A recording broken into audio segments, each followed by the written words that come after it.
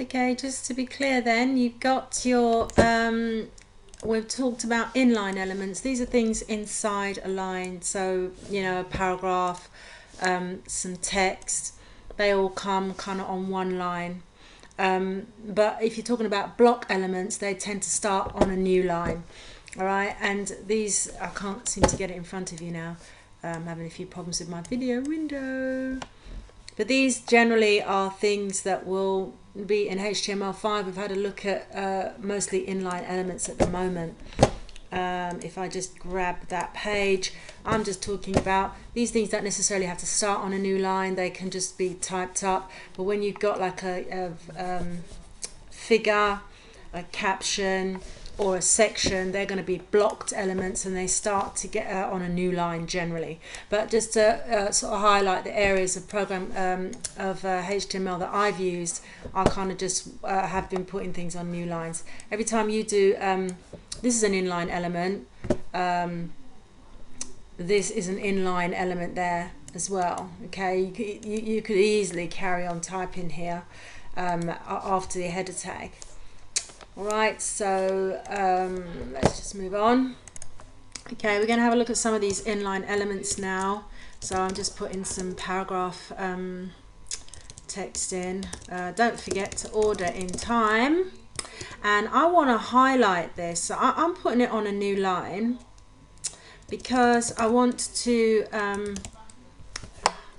highlight this bit of text. Alright, so I'm marking that, so that when you get the web page, see, using underline is often confusing because even though it will highlight a bit of text, especially if you're writing on paper, with something online, so anything digital, you tend to feel like something highlighted is going to be a link, isn't it? A hyperlink, essentially, because that can be underlined, especially the old-fashioned way that we used to do things.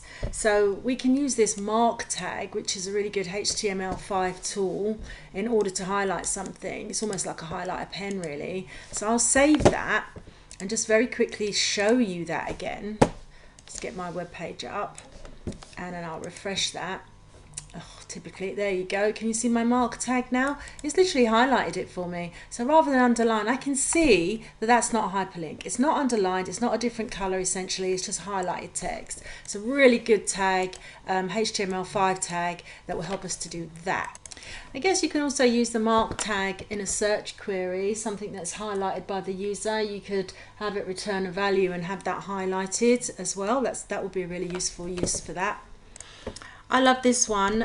This never used to be around with HTML, but it's certainly in HTML5.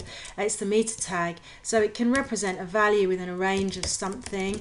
Just really cute, actually. When I came across it, I was like, oh, I like that. And as you can see, so far, there's absolutely nothing complicated about anything that we're doing.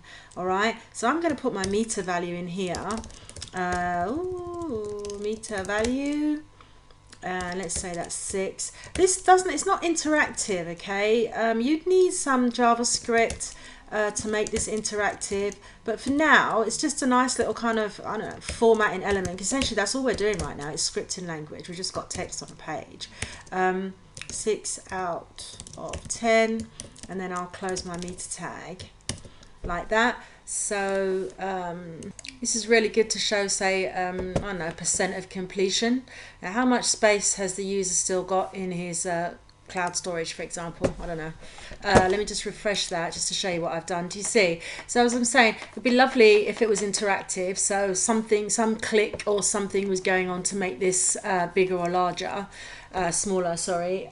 You could certainly do that with JS, but for now we're just focusing on formatting, so I just want to show you what these inline things can do for you. Can I just say, you can change the color of these things. Once we look at that again later on, that you will see how you can sort of make this more unique. These are default colors, obviously. And if I put this up here, let's see if that makes any difference. I want to show you something about the use. When you're doing this HTML5, it's just the same as with Python or anything else. Your indentation and the way that you do things, it really makes a difference to somebody coming in and using your material. I just want to kind of illustrate to you. Can you see it absolutely makes no difference to the way that things are laid out by the browser. It will still have your meta tag underneath whatever's above it. It will still put your marked material on the same line. It's still in line. It's just when you're formatting your page, this all just looks really bulked up together. So I sort of encourage people to not do that. I like to have different, so you can sort of really see, well, this is an element on its own, this is an inline element, but I'm putting it, and there's another inline element, but I'm keeping them together. All right, so I want to save that. I wonder if you move your paragraph tag underneath the meta tag, that might be an interesting thing. Shall we see if it makes any difference to the line? It's another thing that we could check, because this is how browsers are going to read things. So do you see what I've done? The paragraph tag is the thing that puts the element on another line, not the actual inline style itself, because this is inline. In other words, it will carry on as normal, just like this one did. So in order to get my meta inline on the same line, I put my paragraph tag after it as opposed to before it, because this will make it break a line. Okay, so I'm just going to stop there. I've got a couple more inline, actually, so I'll make it go to 10. I've got a couple more inline tags to show you. Okay, we have got the progress tag, very closely related to the meta tag. This is a line break, by the way. This is an actual HTML tag that breaks a line. But what the progress tag will do, it just shows the progress of a task, exactly what it says on the tin. Most things with HTML are exactly what it says on the tin.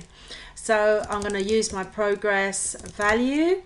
And again, not interactive. You'd have to get back into your HTML5 to adjust all of this. You notice I've forgotten my equals there. Those sort of things are important. And then I'm going to end my progress tag there. So I've got the beginning of my progress tag and the end of my progress tag. And I want to show you what that will do. So I'll save that. It's an inline style. So if this wasn't here, it would appear on the same line as I said before. Let's go back. Sorry, let's go back and refresh that and have a quick look. Where are we? What did I do? There it is. Can you see? Here we are at the moment. There's my progress tag there. Very similar, just a slightly different style if you like, but again, another cool thing to have a look at and see how that works. What have I got here? I've taken away the line break and you can see it becomes inline again. It's not underneath. Really important to understand the difference between block and inline. Alright, so I just put my page break back and I've sort of essentially made a new paragraph, if you like. I don't know if you want to call it that. There you go. And it will be underneath. Alright, so we're ready at the moment because I put a line break there. I can show you the address tag. Listen, this is just a semantic meaning, all right? We have to format these things if we want them to have a specific, vision on the page, if it wants to look a certain way. But there is an address tag. We have to go into CSS and we'll format all these things individually, all right? So visit us at New Blend Street break 1 2 3 4 5 Coffee Land Road. Okay, and then we'll make that London. So I'm just putting an address in now. I've not formatted it. Okay, this is just another tag that HTML5 allows for. It just knows that it's an address tag, a little bit like the quote type thing, I suppose, and I just want you to be aware of it, really. So all these different tags, where's my page? Here it is. Allow you to format the page in different ways. There's my address tag. Do you see it's by default italics because it's an address tag. The browser understands what it is and it knows how to format it. So we got a time tag. It hasn't got any kind of real functionality in a sense. It just helps to make sure that the time is machine readable. You would need some JS in order to have some kind of inline time being displayed. And I'm just gonna show you, because right now all we're doing, I keep saying this, but we're looking at formatting. I'm gonna put it on another line just so that you can see it as I'm typing it. All right, so it's machine readable. We want it to appear like a time, so we use the time tag, and obviously HTML5 knows what that is. I'm just going to close this paragraph here. So I'm going to continue. There's other syntax, if you like, involved with the time code. I'm just sitting up here. Okay, sorry, but we are closed on. Now we've got a time, we've got this date time, and it does know what that means. So now I'm putting in 2020 12/24, so I'm not open at Christmas. All right, and then I'm going to put Christmas Eve.